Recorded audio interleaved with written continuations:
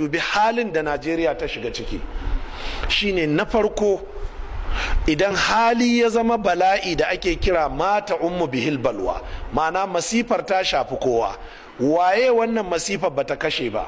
Kaga dai ta ci manyan malamai, ta ci manyan 'yan siyasa, ta ci manyan sarakuna, ta ci masu kuɗi, ta ci bankuna, gidajen jaridu, ta kashe sojoji da 'yan sanda, ta kashe mai tallan gyada da rogo, ta kashe mai baro, ta kashe tsohuwa mai dinkin da kuli. Waye bata kashe ba?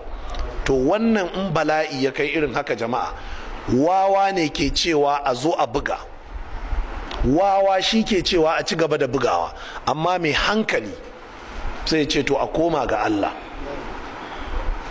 Ko kun fahimta jama'a? Ya za ku yi turawa su fi ku hankali? Ba ra'iwar haka a Ingila aka samu wasu yara 'yan sakandare suna yawo da bindiga a cikin London, kawai suna ta kashe mutane. 'Yan sakandare ne, 'yan SS2 fa, kawai abin da suke kawai kashe mutane suke, ba wai sai wanda ya musu laifi ba, a kawai 'yan amore ne. Kawai da sun ga kawai sai su ɗirka maka bindiga, sai su dariya, kuma sai su ɗauki hoton ka su je sa intanet da daddare. Haka kawai suke ta kashe mutane.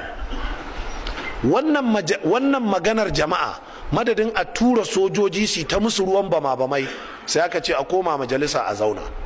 Da aka koma majalisa, tashar BBC live ta sa zaman majalisar, wani dan majalisa ya miƙe ya ce ku saurara, something must be wrong within ourselves.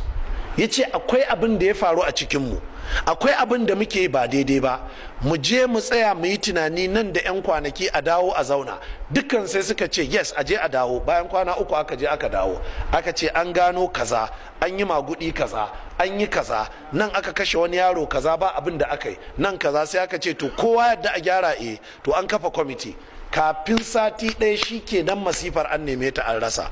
Waɗannan turawa kenan ba su da addini, amma suka tsaya suka dubi me ya dace su yi. Amma a Najeriya kuna tare da malamai, kuna tare da masana, kuna tare da masu ilimi, kuna tare da kaza, amma kawai sai a ce wai a ƙara kuɗin security, a ƙara kaza, a sa. Kuna ganin, ku je ku binciki yaran nan in kun je kun haɗu da su a prison.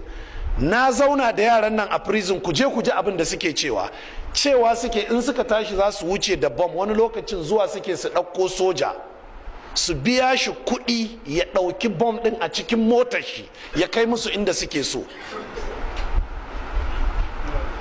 Ka gaya mun me ya rage kuma? Ba an sa checkpoint ba?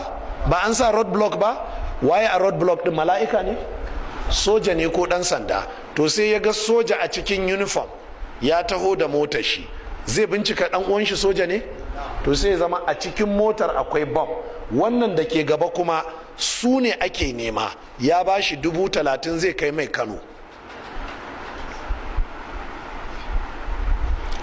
Jama'a kun fahimci wannan sakon tukuna? To me zai maganin wannan musibar? Shine a koma ga Allah. Amma wancan dan iska ya sha giya, in an ce mishi akwai security matsala, ya ce ku kara musu kuɗi, a je a ɗibo sojoji daga Benue a sake turawa wurin. Mahaukaci ne, zai ƙara rikita mana ƙasa ne. We don't need him as a leader. Zai ƙara rikita mana ƙasa ne. Duk wanda zai ce ga abin da za a yi na addu'a da roƙon Allah, a daina zalunci, a koma ga Allah, a yi adalci, a ji tsoron Allah, wallahi shine consultant na gaskiya. Amma kawai a ce a shi kenan a je a ƙaro sojoji, America ta zo. Kuna ji ga abu ya faru a birnin London bara-bara? Wane irin makamin ne ba su da shi? Makaman sun musu yawa, har zuwa suke suna kashe bayan Allah kyauta. Amma da matsalar ta faru sai suka ce su bincika, an gano kaza, an gano kaza, to a gyara. Shikenan. Allah shine muqallibul qulub. Allah ne ya cire hannun shi a zukatan waɗannan yaran suke abin da suke yi.